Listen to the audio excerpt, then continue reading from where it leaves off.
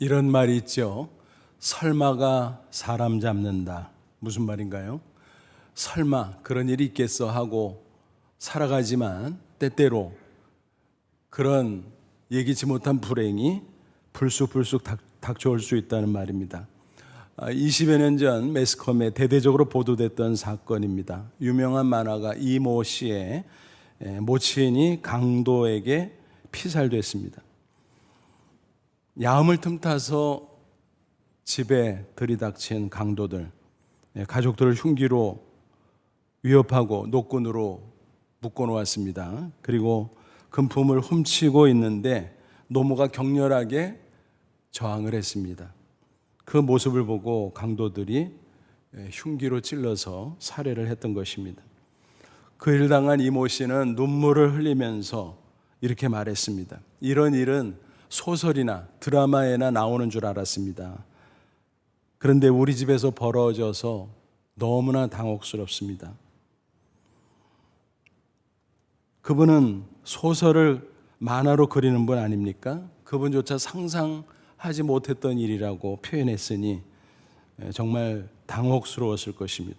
이런 일을 두고 설마가 사람 잡는다, 그런 말을 하는 게 아닌가 싶습니다. 그렇습니다. 고난은 아무에게나 또 아무 때나 닥쳐오는 불청객과 같은 것입니다. 우리는 다른 사람들이 불행을 당하고 고난을 당할 때 나는 예외일 거야, 나에게는 저런 일이 있겠어? 은근히 그런 생각을 하며 살아갑니다. 하지만 누구에게나 그런 일이 일어날 수 있다는 안타까운 사실입니다. 가끔 그런 경우를 보게 되죠. 어떤 분은 늘 건강했는데 몸이 좀 이상한 것 같아서 진찰을 받아보니까 생각지도 못한 중병이 이미 들어있는 것이었습니다. 또 어떤 분은 친구가 건강검진을 받는다고 해서 나도 한번 받아볼까 따라갔다가 위암에 걸린 것을 발견하고 깜짝 놀랐습니다. 또 어떤 분은 생각지도 못한 큰 사고를 당했습니다. 세상에는 이런 일들이 비일비재하게 일어나는 것입니다. 이처럼 험한 세상을 살다 보니까 세월이 갈수록 점점 깨달아지는 사실이 있죠. 그게 뭘까요? 남들이 겪는 고난, 나도 언제라도 겪을 수 있다라고 하는 것입니다. 그러므로 나는 예외야 라는 생각조차 한마디로 착각이라는 것입니다. 그런데 이런 생각들을 하다 보면 정말 불안하지요. 야, 이런 불안한 가운데 어떻게 살 수 있을까? 그래서 우리에게 필요한 것이 무엇입니까? 늘 깨어 기도하는 것입니다. 신앙으로 하나님 안에서 평안을 누리며 살아가야 되겠지만 한편으로는 영적으로 깨어 있어야 된다. 특별히 기도로 깨어 있어야 된다는 것입니다. 물론 기도한다고 해서 고난이 우리에게 닥쳐오지 않는다, 그런 말씀을 드리고자 하는 것은 아닙니다. 고난은 누구에게나 오지만 혹시 고난이 와도 기도하다가 당하면 충격을 덜 받을 수 있습니다. 또 훨씬 더 수월하게 고난을 극복할 수 있다는 것입니다. 뿐만이 아니라 더 나아가 고난을 통해서 오히려 더 큰 승리를 맛볼 수 있다는 것입니다. 아무쪼록 저와 여러분도 평소에 깨어서 기도하고 또 고난이 닥쳐올 때도 기도함으로 당당히 승리할 수 있기를 주님의 이름으로 축원합니다. 대표적인 예로 욥의 케이스를 생각해 보지요. 그는 동방의 의인이라는 칭찬을 받았던 사람입니다. 신앙이 정말 좋았죠. 어느 정도였냐 하면 자식들이 생일 잔치를 하면 마치고 난 후에 일일이 성결케 했습니다. 또 각 사람에게 번제를 드리도록 했습니다. 그러니까 얼마나 철저했습니까? 그랬던 그에게 하루아침에 어떤 일이 벌어집니까?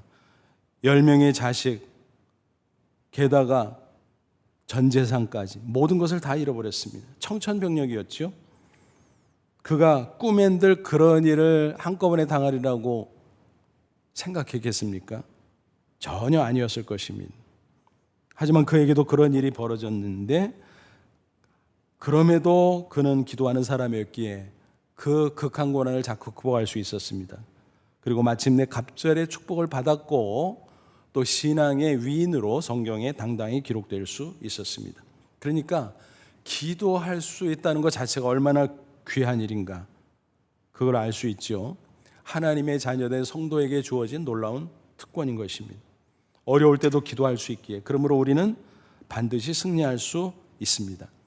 기도줄만 꽉 잡고 있을 수 있다면 고난을 극복할 뿐만이 아니라 그 너머 하나님께서 예비해 주신 놀라운 축복과 승리를 경험할 수 있다는 것입니다. 오늘 본문에 나오는 다니엘의 경우가 그랬습니다. 그의 생애 기록을 쭉 훑어보면 고난이 끊이지 않았다는 사실을 발견할 수 있습니다. 마치 밀물과 썰물 같았습니다. 고난이 밀물처럼 닥쳐왔는데 잘 이겨냈습니다. 그러니까 슬며시 썰물처럼 빠져나갔습니다. 그런데 그 다음에는 더 큰 고난이 밀물처럼 닥쳐오는 것입니다. 그래서 또 열심히 극복하면 사라졌다가 또다시 다른 모습으로 밀려옵니다. 이런 식으로 고난은 끊임없이 다니엘의 생애에서도 밀물과 썰물처럼 오갔다라고 하는 사실입니다. 그렇다고 다니엘이 무슨 큰 잘못을 했습니까? 전혀 그렇지 않죠. 그는 누구보다도 신실한 신앙인이었습니다. 그럼에도 불구하고 예기치 않은 고난이 불쑥불쑥 닥쳐왔다라고 하는 것입니다. 그는 조국 이스라엘 남유다 왕국이 바벨론의 침략을 당하는 바람에 소년 시절 포로로 끌려왔어요. 다니엘 1장 보면 다른 포로 소년들과 함께 왕실의 특수 교육을 받게 되죠. 3년 동안. 그것은 혜택을 주는 것처럼 보였어요. 겉으로는. 바벨론의 언어와 학문을 가르쳐 주었습니다. 그런데 은밀하게 그 속에 노예화하는 음모가 있었다라고 하는 사실입니다. 구체적으로는 우상신에게 바쳤던 고기를 가지고 육식 요리를 했습니다. 그래서 제공했어요. 또 포도주를 제공했어요. 겉으로 보면 얼마나 좋았겠습니까? 왕의 진미와 특별히 육식과 포도주 제공하니까. 그런데 문제는 소년들이 자기도 모르게 그것을 받아 먹는 가운데 바벨론 문화, 바벨론 종교에 젖어들도록 유인하는 것이었다라는 것입니다. 그것을 간파했습니다. 다니엘과 세 친구는. 그래서 신앙적으로 결단했고 기도하는 가운데 육식을 거절하고 채식만 먹도록 허락을 받아냅니다. 한창 나이인데 괜찮나? 육식을 해야 되는 거 아니야? 채식만 해서 돼? 어쩌나 싶었지만 하나님의 은혜로 그들은 더 건강해졌습니다. 또 더 지혜로워졌습니다. 그 결과 3년 교육 기간이 끝난 후에 왕이 직접 구두 시험을 보는데 어땠어요? 그들이 1등부터 4등을 다 차지하게 되었다는 것입니다. 왕이 감탄하고 그들에게 각각 관직을 부여했습니다. 그들은 어떤 관직을 얻었을까? 자세한 거는 모르지만 지혜자의 관직을 얻었습니다. 그건 뭔가 하면 왕의 자문관 자리죠. 요즘으로 말하면 수석 비서관 그런 자리가 아니었나 생각해 볼 수 있습니다. 그 당시 바벨론의 종교는 다신교죠. 그래서 이런저런 우상 종교를 믿는 자들이 있었어요. 종교인들. 그래서 박수, 또 술객, 또 점쟁이 술사 등등. 그래서 그들을 왕의 자문관 즉 지혜자로 기용을 했다는 것입니다. 다니엘과 세 친구들도 유일하신 참 하나님 여호와를 믿었지만 그들은 그 사실을 몰랐기 때문에 비슷한 부류로 분류해서 그들을 지혜자로 기용했을 것이다. 그렇게 짐작됩니다. 어쨌든 이런 식으로 해서 3년 교육을 수료하고 관직에 올랐으니 이제는 한숨 돌렸고 또 평탄한 생활을 할 수 있지 않았겠습니까? 그런데 고난이 그것으로 끝난 것은 결코 아니었습니다. 이번에는 더 큰 고난이 닥쳐왔어요.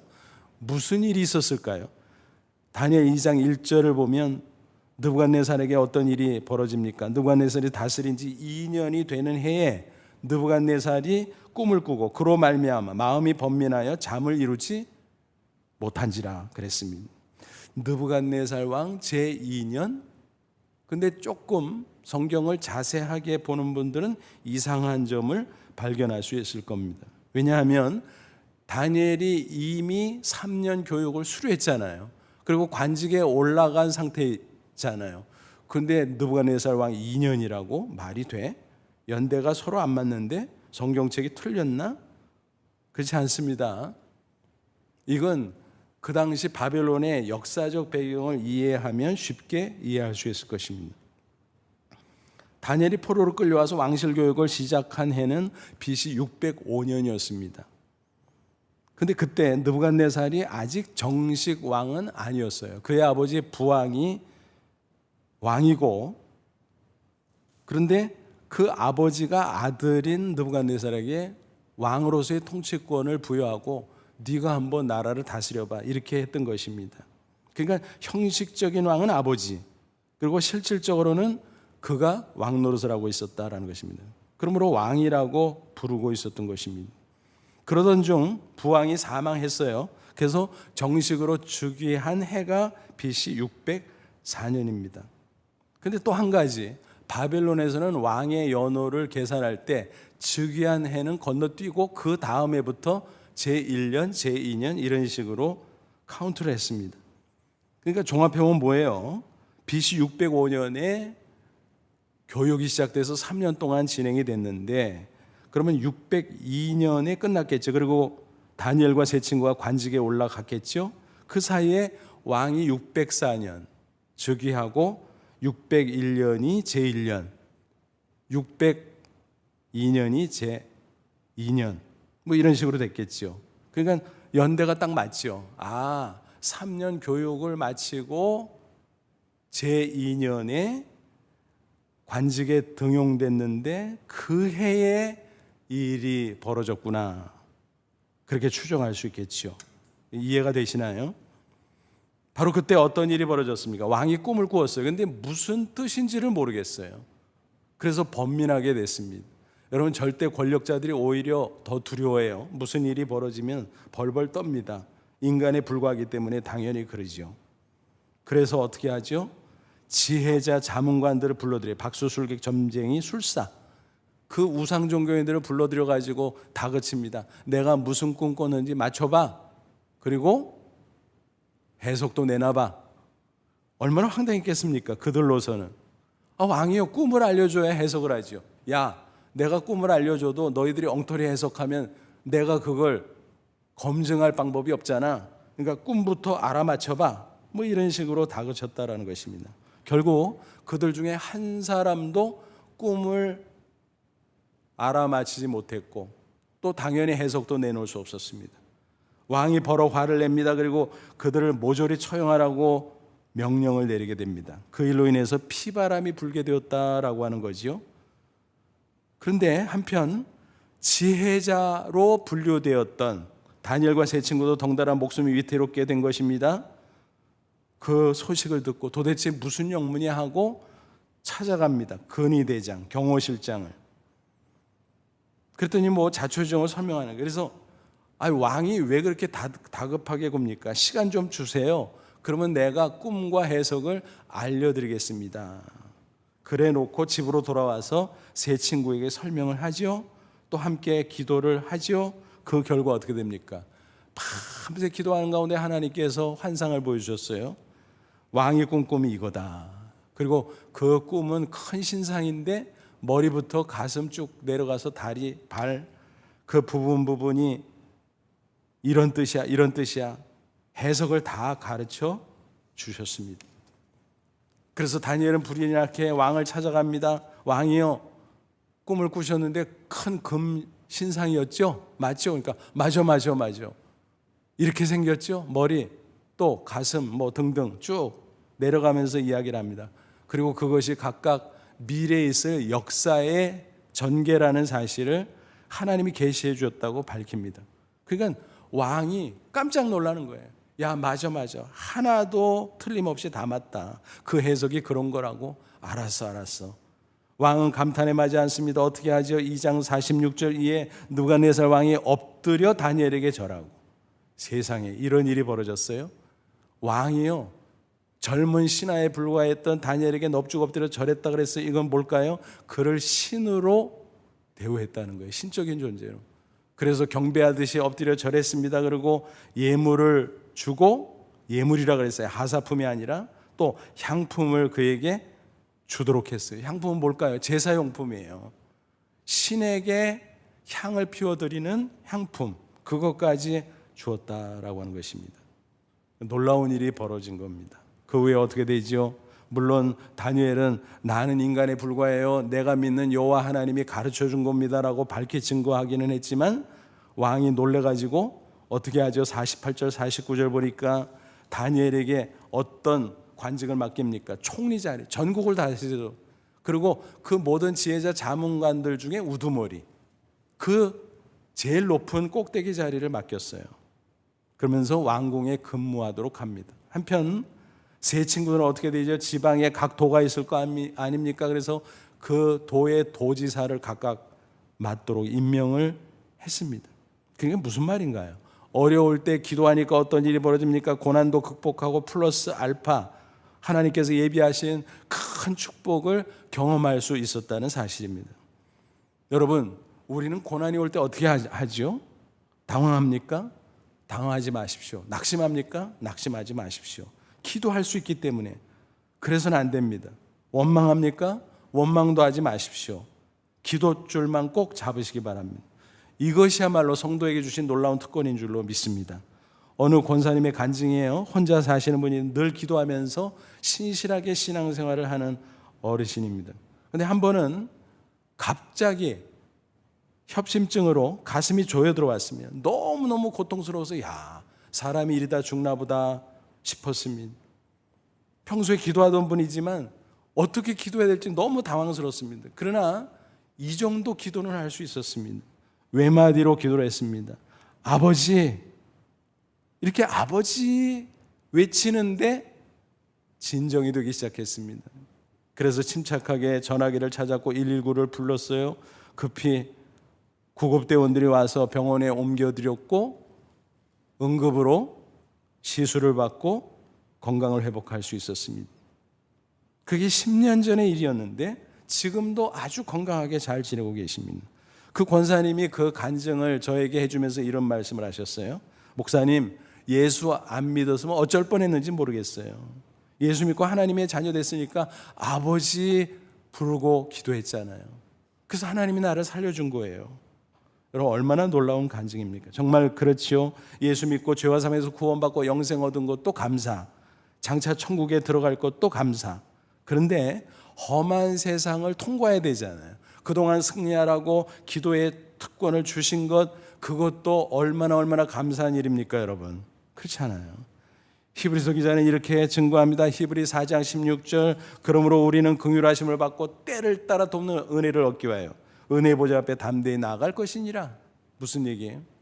하나님의 은혜를 얻기 위해서 하나님의 보좌 앞에 나가 기도하라는 거예요. 어느 때요? 때를 따라, 돕는 은혜를 얻기 위해서 때를 따라. 영어 성경 보니까 in our time of need, 무슨 얘기예요? 필요할 때마다 언제든지, 어려울 때마다 언제든지 하나님 앞에 나와서 기도해라. 그럼 하나님이 은혜를 베풀어 줄 거다라는 것입니다. 그러므로 부디 어떤 일을 당해도 아무리 어려울 때도 다른 방법들 찾아다니지 말고 제일 먼저 기도하는 저와 여러분 되시기를 바랍니다. 그것이 승리의 지름길인 줄로 믿습니다. 그럼 구체적으로 어떻게 기도하면 좋을까요? 다니엘을 통해서 배우는 슬기로운 기도 생활입니다. 그는 이렇게 기도했어요. 믿음의 기도, 그리고 간절한 기도, 또 형제들과 함께 친구들과 함께 합심 기도, 그리고 감사의 기도를 드렸습니다. 그런 슬기로운 기도 생활로 다니엘은 끊임없이 닥쳐오는 고난을 계속 이기고 또 이기고 놀라운 승리의 인생을 살아갈 수 있었다는 사실입니다. 첫째, 그는 믿음의 기도를 드렸습니다. 살아계신 하나님, 내가 기도하면 분명히 응답하실 거야, 도와주실 거야 확신하고 믿음의 기도를 드렸습니다. 14절로 16절을 보면 앞서도 잠깐 언급했습니다만 그 어려운 상황 속에서 경호실장 아리옥을 찾아가잖아요. 그러면서 얼마나 침착하고 당당하게 말하는지 몰라요. 아니, 왕이 뭘 그렇게 급하게 굴어요. 시간 좀 줘요, 시간 좀. 그래서 왕에게 당당하게 요구를 하고 제가를 받습니다. 16절, 다니엘이 들어가서 왕께 구하기를 시간을 주시면 왕에게 그 해석을 알려드리리다 하니라. 왕이 뭐 대안이 없는데 허락해야지요 뭐. 그래서 그가 집에 가서 기도를 하게 되었다라고 하는 것입니다. 그의 태도를 보면 확신에 차 있습니다. 살아계신 하나님을 분명히 믿고 그 믿음으로 기도한 것을 알 수 있어요. 다니엘은 살아계신 전지전능자 하나님께 기도합니다. 의심이라고는 눈꼽만큼도 없어 보였습니다. 이처럼 믿음으로 기도하면 하나님께서 반드시 응답해 주실 줄로 믿습니다. 야고보 1장 6절 7절에 이런 말씀이 나와요. 오직 믿음으로 구하고 조금도 의심하지 말라. 의심하는 자는 마치 바람에 밀려 요동하는 바닷물결 같으니 이런 사람은 무엇이든지 주께 얻기를 생각하지 말라 그랬어요. 무슨 얘기예요? 믿음으로 기도해야지 의심 품고 기도하면 응답받을 생각도 마, 기대도 마라, 이런 말씀이죠. 이 의심이라는 단어가 중요합니다. 원어의 뜻이 뭐냐 하면 갈라진 마음이에요. divided mind예요. 그래서 두 마음이라는 말이 나오잖아요. 더블 마인디드. 그러니까 마음이 두 개야. 그게 의심이에요. 그래서 하나님이 계시나 안 계시나, 기도하면 들으실까 안 들으실까, 될까 안 될까, 왔다 갔다 하는 거예요. 그렇게 의심, 두 마음을 품고 기도한들 그 기도가 하나님 앞에 상달되고 응답이 되겠습니까? 안 되겠죠. 그러므로 오직 한 마음, 뭐예요? 믿음으로 기도할 수 있기를 바랍니다. 그래서 꼭 기도의 응답으로 승리하는 저와 여러분 되시기를 축원합니다. 둘째로 다니엘은 간절한 기도를 드렸습니다.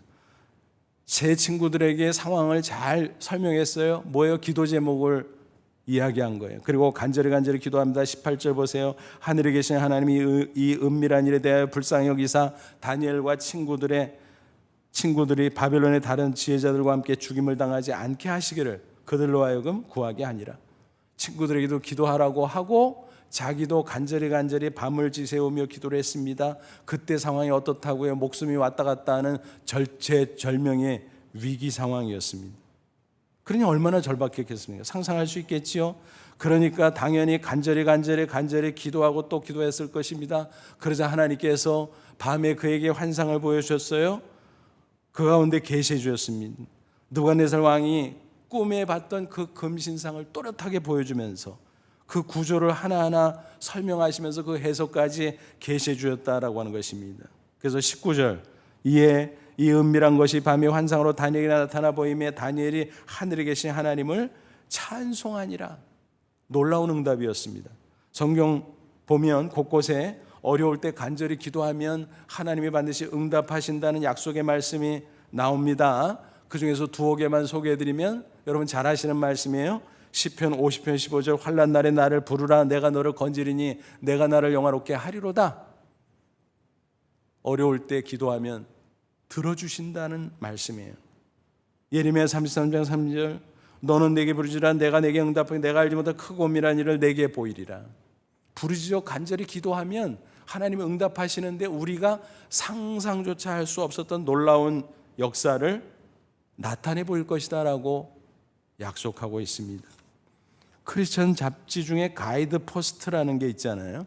오래전에 거기에 실렸던 간증이에요. 미국 캘리포니아 지역은 산불이 많이 나기로 유명하잖아요. 그때 샌디에고 지역에 산불이 났습니다. 어떤 남자가 뉴스를 들었는데 마침 자기 집에서 멀리 떨어진 데 있었어요. 그래서 화재를 직접 당하지 않아서 다행이기는 한데, 근데 자기 집이 불타게 생긴 거예요. 위치를 따져보니까.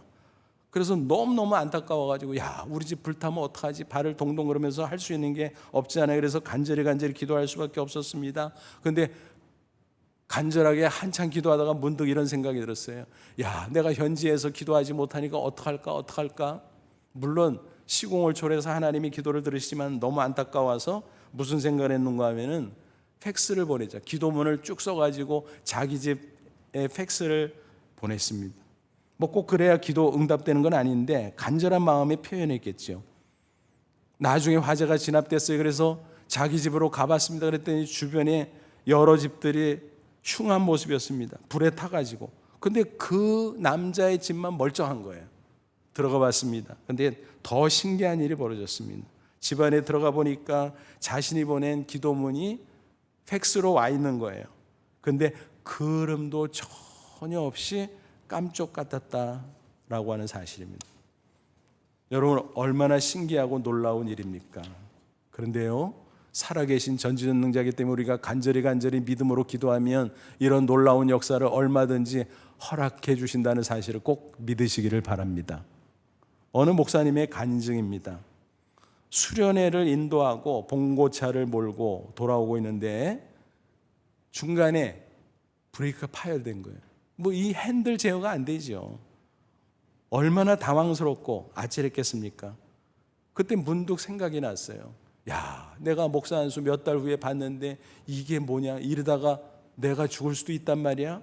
크게 다칠 수도 있단 말이야? 야, 그러면 안 되지. 근데 평소에 뭐라고 그가 생각하고 설교를 했냐면은 하나님이 예수님의 십자가 보배 피로 우리를 구원했다는 거예요. 그래서 하나님은 우리를 위해서 예수님의 피로 본전을 들이셨다라는 거예요.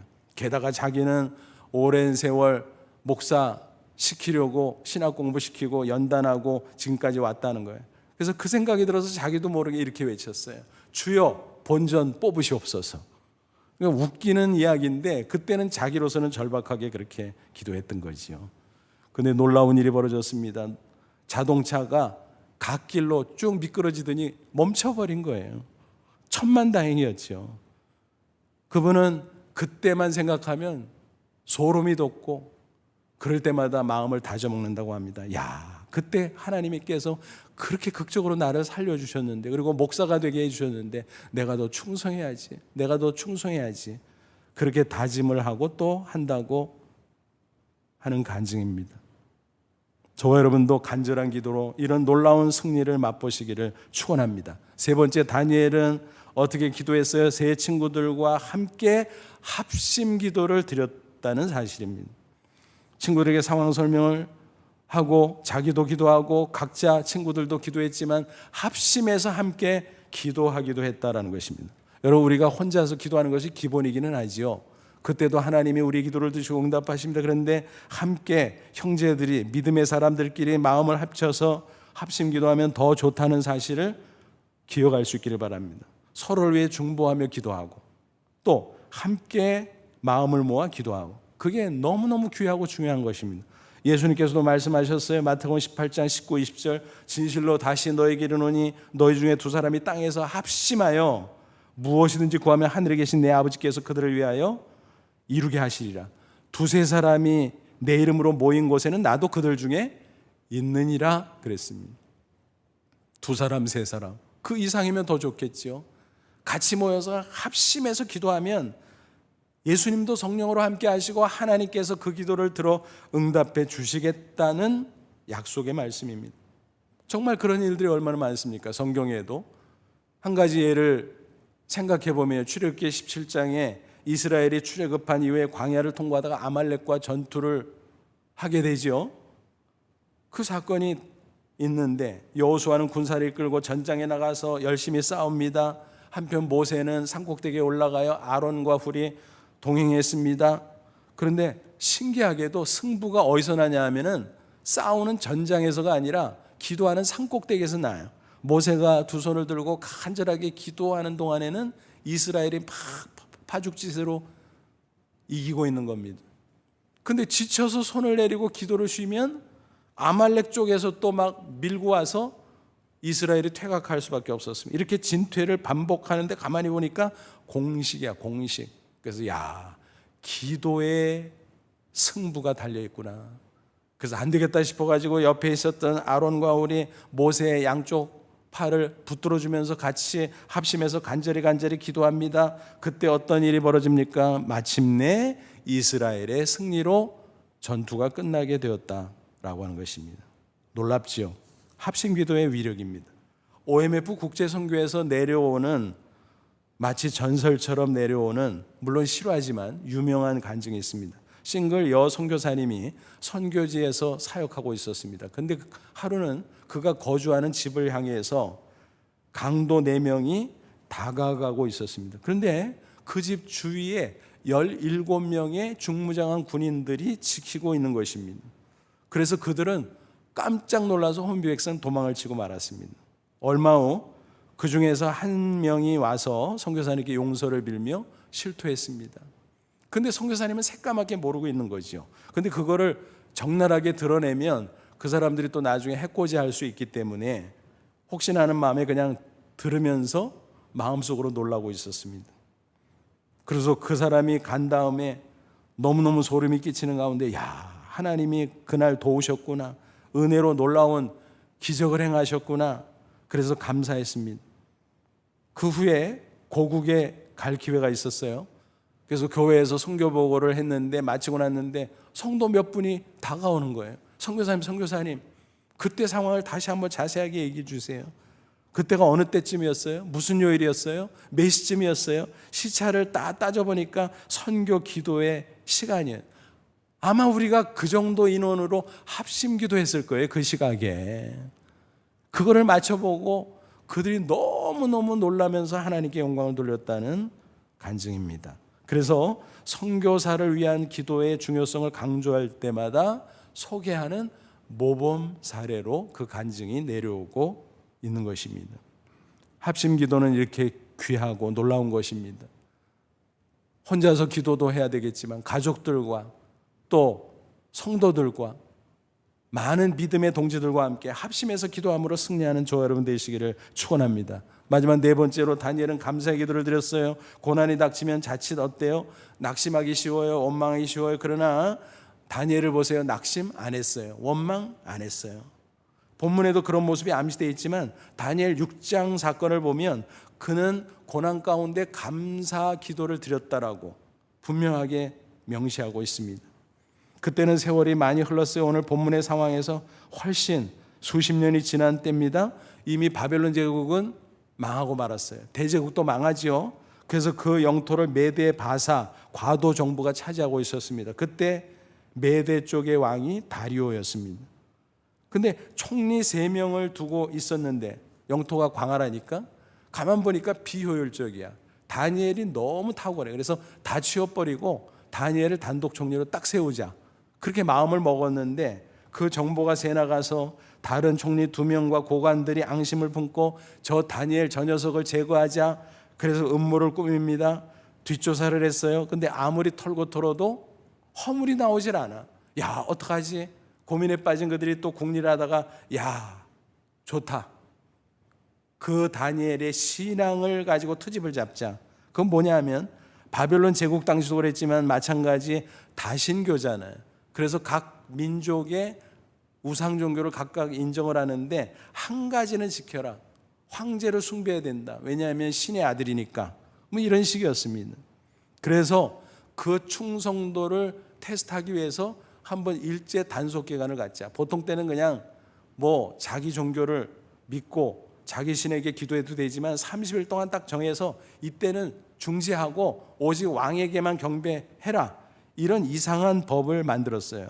근데 왕은 자기를 위해 주는 줄 알고 속아가지고 도장을 꽝 찍고 말았던 거예요. 그 소식을 다니엘이 들었습니다. 아, 나를 제거하려고 그러는구나 알았겠지요. 그러면 얼마나 인간적으로 낙심이 되고 원망스럽겠습니까? 하나님도 원망스러웠을 줄 몰라요. 인간적으로는 그렇지 않아요. 충분히 그래요. 야, 내가 수십 년 동안 어려운 가운데 믿음을 지키고 기도하면서 여기까지 왔는데 어떻게 이런 기가 막힌 일을 하나님께서 나에게 허락하시냐. 그럴 수 있잖아요. 또 다리오 왕에 대해서도 아니 내가 얼마나 충성을 다 바쳤는데 저 왕이 나를 그래 몰라? 뭐 이런 원망이 나올 수도 있죠. 근데 그는 낙심도 원망도 하지 않았습니다. 믿음으로 간절하게 기도했습니다. 특별히 감사로 기도했다는 사실입니다. 6장 10절 보세요. 다니엘이 조서의 왕의 도장에 찍힌 것을 알고도 자기 집으로 돌아가 윗방에 올라가 예루살렘으로 향한 창문을 열고 전에 하던 대로 하루 3번씩 무릎을 꿇고 기도하며 그의 하나님께 감사했더라. 기도했는데 감사하면서 기도했다 그랬어요. 평소대로 하루에 3번씩 창문을 활짝 열어놓고 예루살렘을 향해서. 여러분 창문 닫는다고 기도가 안 돼요? 이불 속에 들어간다고 기도가 안 돼요? 30일 동안 기도 안 하는 척하고 속으로만 하면 안 돼요? 그래도 하나님 들으시잖아요. 그런데 그렇게 타협하기 싫었어요. 왜? 여호와 하나님은 살아계시다는 것을 보여주고 싶었어요. 설사 이 일로 인해서 자기가 죽임을 당한다고 할지라도 잘 생각해보니까 하나님 앞에 너무 감사한 거예요. 지난 수십 년 동안 고난이 있었지만 하나님께서 나에게 함께 해주시고 기도를 들으시고 나를 이렇게 축복해 주셨으니 여한이 없습니다. 내가 사명 다했다면 하나님이 부르신다면 가야죠. 설사 내가 죽어도 천국 가니 감사합니다. 아마 그런 마음으로 하나님 앞에 맡기고 기도했던 것 같아요. 여러분 고난 중에 기도하는 것 자체 귀하지만 감사함으로 기도하면 그것은 더 귀하죠. 최고의 기도인 것입니다. 믿음의 기도, 간절한 기도, 거기에 감사의 기도를 할 수 있다면 최고라는 것입니다. 그가 그랬습니다. 그러자 어떻게 됐나요? 다리오 왕은 나중에서야 자기가 속은 줄 알았어요. 안타깝지만 왕의 권위가 손상당하고 번복을 하지 못해요. 그래서 사자굴에 떨어뜨리도록 지시할 수밖에 없었지만 밤새 잠도 못 자고 너무너무 안타깝게 기다리고 있었어요. 혹시라도 사자굴에 들어간 다니엘, 그가 믿는 여호와 하나님이 살아있다면 구해줄래나 그런 기대도 있었습니다. 다음 날 새벽에 막 달려갑니다. 그리고 사자굴 입구에서 외쳐요. 다니엘아, 다니엘, 너 살아있냐? 대답 좀 해봐라. 네, 살아있습니다. 나의 하나님 여호와가 나를 살려줬습니다. 야, 그래? 진짜? 확인해 보니까 진짜인 거예요. 털끝 하나 상하지 않은 거예요. 그래서 너무 기뻐하면서 한편 그 원수들에게 분노합니다. 네 녀석들, 명령을 해서 사자굴에다 쳐넣지요. 다니엘의 원수를 대신 갚아준 셈이었습니다. 그리고 다니엘은 단독 총리가 되고 승승장구하게 됐죠. 그뿐이 아니었어요. 그 이방 왕이요, 조서를 각 지방도로 보내는데 각 지방마다 민족이 다르고 언어가 다르거든요. 큰 제국이니까. 그래서 번역을 해가지고 각 언어로 조서를 내렸는데 그 내용이 뭐예요? 다니엘이 믿는 하나님은 진짜 참 하나님이라는 거예요. 살아있는 하나님이라는 거예요. 그러니까 하나님을 다 찬양해야 된다는 거예요. 세상에. 간단히 말하면 다니엘을 대신해서 모든 백성에게 다 각각의 언어로 바꾸어서 선교를 해줬다라고 하는 사실이에요. 여러분, 기가 막히잖아요. 이렇게 살펴볼 때 여러분, 고난이 올 때 기도하는 게 얼마나 놀라운 일입니까? 아무에게나 아무 때나 오는 고난이지만 밀물과 썰물처럼 다가오고 그런 고난이지만 그런 어려움 자체를 우리가 막을 수야 없지만 여러분, 우리가 기도의 줄을 잡을 수만 있다면 넉넉하게 극복하고 승리할 수 있다는 사실입니다. 다니엘의 인생은요, 고난으로 점철된 인생이었지만 동시에 기도로 점철된 인생이었다는 사실이에요. 스펄전 목사가 이런 말을 남겼습니다. 우리가 기도하는 한 우리에게 닥쳐오는 모든 고난은 아무것도 아니다. 평범한 이야기지만 진리 중에 진리 아닙니까? 우리가 기도하는 한 어떤 고난이 닥쳐도 그것은 아무것도 아니다. 넉넉히 이길 수 있다는 것입니다. 그렇습니다. 위기 앞에 두려운 마음을 가지는 것이 인지상정이지만 우리에게 살아계신 하나님이 계시기에 굳센 믿음으로 기도할 수 있기를 바랍니다. 또 간절히 감사함으로 기도할 수 있기를 바랍니다. 또 합심해서 기도할 수 있기를 바랍니다. 그러면 그 위기를 위대한 승리와 위대한 축복으로 바꿔 주실 줄로 믿습니다. 위기 그 자체야 물론 위험한 고비죠. 하지만 위대한 기도를 하면 얼마든지 위대한 기회 찬스로 바꿔진다는 사실을 꼭 믿으시길 바랍니다. 그러므로 부디 어려울 때도 기도할 수 있기에 무슨 고난이 닥쳐온다고 해도 결코 낙심하거나 원망하지 말고 꼭 기도로 대처해서 극복하시고 더 큰 하나님의 승리를 맛봄으로 갈수록 더 복되고 풍성한 인생으로 나아가는 저와 여러분 다 되시기를 주님의 이름으로 축원합니다. 기도하겠습니다. 이 말씀 붙잡고 기도하자. 하나님, 그렇습니다. 우리에게 기도의 특권을 주셨군요. 영생 얻었고 장차 천국에 가겠지만 광야 인생 살 때 승리하라고 기도의 특권을 주신 것을 다시 한번 깨우쳐 주니 감사합니다. 고난이 끊임없이 닥쳐오고 또 닥쳐와도 두려워하지 않냐고 기도로 극복하게 하시고 하나님이 위배하신 놀라운 승리를 맛보게 하옵소서. 그래서 세월이 갈수록 오히려 더 풍성한 인생을 살아가는 저희들 되게 하옵소서. 다 같이 간절한 마음으로 잠시 기도합니다. 하나님 아버지 은혜를 진심으로 감사합니다. 놀라운 진리의 말씀 다시 한번 깨우쳐 주시니 감사합니다. 광야 인생길 어렵고 힘들고 때때로 두려운 마음도 있지만 우리에게 기도의 특권을 주셨사오니 감사합니다. 믿음의 기도, 간절한 기도, 합심 기도, 감사의 기도로 돌파하게 하시고 하나님의 놀라운 승리를 체험하는 저희들이 다 될 수 있도록 도와주옵소서. 그래서 세월이 갈수록 오히려 고난이 있어도 더 크게 승리하며 더 풍성한 인생으로 나아가는 저희들이 다 될 수 있도록 역사에 주옵소서. 예수님의 이름으로 기도하옵나이다. 아멘.